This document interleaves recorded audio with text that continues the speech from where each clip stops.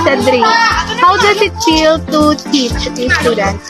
So, the experience was good, it was exciting, and lahat nang nakikita mo yung mga students mo nag-enjoy while you are teaching them. Actually, I saw them very happy and participative, but in terms of raising their hands, answering the questions, and for me, the experience was so incredible kasi it was my first time to to demonstrate my lesson to my pupils, which is my classmates, and I really appreciate them for their participation in my discussion.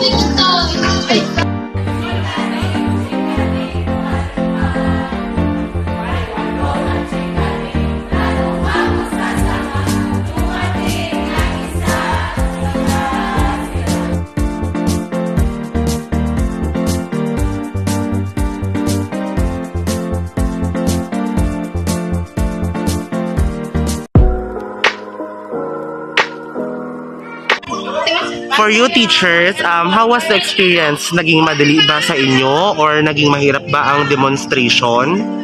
Hindi naman po mahirap yung pag-demonstrate sa demonstration po namin kasi nag-prepare naman po kami ng mga lessons namin para sa mga students at saka madali lang po siya kasi about addition lang, which is may idea po kami since elementary.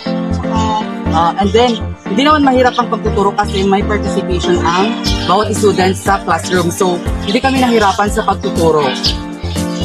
Thank you, sir.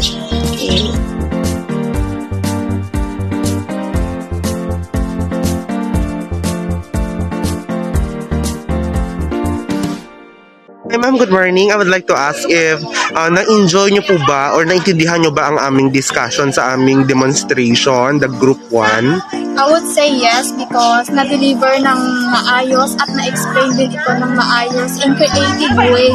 That's all. Thank you ma'am for answering our question. Satisfying po ba ang aming demonstration for you? Did you learn something from us? Actually, yes.